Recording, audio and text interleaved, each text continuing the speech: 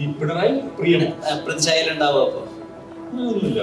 രാഷ്ട്രീയ പ്രവർത്തനം എന്ന് പറയുന്നത് ഇപ്പൊ പ്രതിച്ഛായ നിർമ്മിതികളിലൂടെയാണ് കടന്നു പോകുന്നത്. അതുകൊണ്ടാണ് PR-ലും സൈബർ സ്പേസിലും ഒക്കെ ഇത്രയും കോടികൾ ഇപ്പോഴത്തെ ഇലക്ഷൻ സ്പെൻഡ് ചെയ്യുന്നത് പണ്ടത്തെ വ്യത്യസ്തമാണ്. ഇതിലേക്ക് എന്തിനാണ് ട്രെയിലർ ലോഞ്ചിന്റെ എന്നാ സാറ് പറഞ്ഞായിരുന്നു ഇതിന്റെ പൂർണ്ണ ഉത്തരവാദിത്തം എനിക്ക് മാത്രമാണ് എന്നുണ്ടെങ്കിലും അതിന്റെ പൂർണ്ണ ഉത്തരവാദിത്തം കേൾക്കാൻ ഞാൻ റെഡിയാണ് എന്നുള്ളത്. തീർച്ചയായിട്ടും. അപ്പൊ അതിനകത്ത് എന്തോ ഒരു സ്പാർക്കിംഗ് ഉണ്ട് എന്നൊരു ഇതിലേക്ക് എന്തിനാണ് ആ സിനിമയ്ക്ക് എന്ത് സംഗതി വന്നാലും അത് എഴുതി സംവിധാനം ചെയ്ത ഒരാൾ, അതിന്റെ പ്രൊഡക്ഷനിൽ കൂടി ഭാഗമായ ഒരാൾ എന്ന നിലയിൽ ആ സിനിമയുടെ ഉത്തരവാദിത്വം ഞാൻ തന്നെയല്ലേ ഓൺ ചെയ്യേണ്ടത്. പിന്നെ അങ്ങനെ ഒരു പിന്നെ എന്താണ് എന്തു വന്നാലും അതിന്റെ ഉത്തരവാദിത്വം ഞാൻ എന്നുള്ള രീതിയിൽ ഞാനൊന്നും സംസാരിച്ചിട്ടില്ല. ഞാൻ പറഞ്ഞത് ഇത്ര വലിയ മുതൽ മുടക്കുള്ളൊരു സിനിമ ഇത്രയും വിഷമം പിടിച്ചൊരു സാഹചര്യത്തിൽ, ഇപ്പൊ നമുക്കറിയാം OTT ബിസിനസിന്റെ കാര്യം അറിയാം, നമ്മുടെ ഗൾഫിൽ നടക്കുന്ന ഈ ഒരു യുദ്ധസമാനമായ അന്തരീക്ഷത്തെ കുറിച്ച് അറിയാം. അപ്പോൾ അങ്ങനെയുള്ള ഒരു സമയത്ത് ഇത്രയും വലിയൊരു സിനിമയായിട്ട് പോകുമ്പോൾ തീർച്ചയായിട്ടും അതിനകത്ത് വലിയൊരു റിസ്ക് ഉണ്ട്. അത് ഞാൻ തന്നെ ഫേസ് ചെയ്യേണ്ട ഒരു സംഗതിയാണ്. അതാണ് ഞാൻ ഉദ്ദേശിച്ചത്, അല്ലാതെ മറ്റു കാര്യങ്ങളൊന്നും. നമ്മുടെ ട്രെയിലറിലുണ്ടല്ലോ ഇപ്പൊ രാഷ്ട്രീയത്തിൽ ഇപ്പോൾ വ്യക്തികളില്ല, പ്രതിച്ഛായകൾ മാത്രമേ ഉള്ളൂ എന്നുള്ളത് ട്രെയിലറിൽ ഒരു വാചകം പറയുന്നുണ്ട്. അപ്പൊ പ്രതിച്ഛായ നിർമ്മിതികളെ കുറിച്ചിട്ടാണ് ഈ സിനിമ.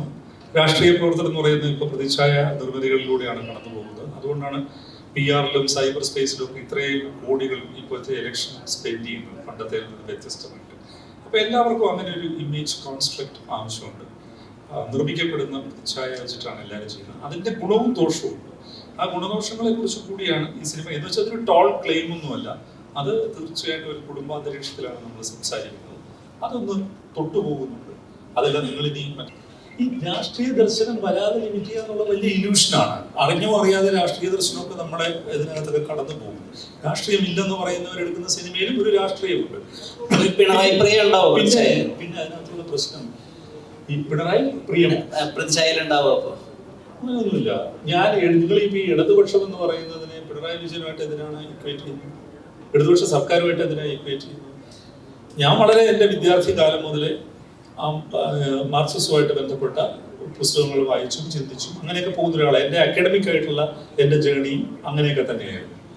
അതിനെ നിങ്ങളൊരു മുഖ്യധാര പാർട്ടിയായിട്ടോ ഒരു ബിംബവുമായിട്ടോ ഒന്നും അസോസിയേറ്റ് ചെയ്യേണ്ട കാര്യമില്ല. പിന്നെ ഈ അശോകൻ പറഞ്ഞ പോലെ എല്ലാ രാഷ്ട്രീയക്കാരുമായിട്ടും ഈ രംഗത്ത് നിൽക്കുന്ന ഒരാളെന്നെ പ്രത്യേകിച്ച് ഒരു സംഘടനാ പ്രവർത്തകർ എന്ന നിലയിൽ എനിക്ക് നല്ല ബന്ധമുണ്ട്. അത് മുഖ്യമന്ത്രി പിണറായി വിജയനായിട്ടായാലും VD സതീശനായിട്ടായാലും രമേശ് ചെന്നിത്തലയായിട്ടായാലും ഗോവിന്ദ മാസ്റ്റർ ആയാലും BJP-യിലെ ഇപ്പോൾ നമ്മളുടെ പടം തുടങ്ങുന്ന ദിവസം കൃഷ്ണദാസ് അവിടെ വന്നത് അദ്ദേഹം എൻ്റെ അടുത്ത സുഹൃത്താണ്. അപ്പൊ നിങ്ങളുടെ ആ ചോദ്യത്തിനകത്ത് വലിയ പ്രസക്തി ഇല്ലല്ലോ. അപ്പൊ ഇതിന് സിനിമയായിട്ട് കണ്ടാൽ മതി. സിനിമയായിട്ട് കാണുമ്പോൾ അതിനകത്തൊരു രാഷ്ട്രീയമുണ്ട് നിങ്ങൾക്ക് തോന്നിയാൽ നിങ്ങൾ എഴുതും, നല്ല കാര്യമല്ലേ അത്? അപ്പൊ നമുക്ക് കൂടുതൽ ചർച്ച ചെയ്യാം. രാഷ്ട്രീയ നേതാക്കൾക്കും ഒരു പ്രൈവറ്റ് സ്പേസ് ഉണ്ട്, അവർക്കൊരു കുടുംബം ഉണ്ട്. അപ്പൊ അവര് പബ്ലിക് ലെവലിൽ ഫേസ് ചെയ്യേണ്ടി വരുന്ന പ്രോബ്ലംസ് അവരുടെ ഫാമിലിയും കൂടി ഫേസ് ചെയ്യണം. നമ്മൾ അങ്ങനെ ഒരു പിന്നെ എന്തെങ്കിലും ഒരു ആരോപണ വിധേയനായിട്ട് നമ്മൾ വീട്ടിലേക്ക് കയറി ചെല്ലുമ്പോൾ നമ്മുടെ പങ്കാളിയെ നമ്മൾ കാണണം, നമ്മുടെ മക്കളെ കാണണം, കൊച്ചുമക്കളെ കാണണം, സുഹൃത്തുക്കളെ കാണണം.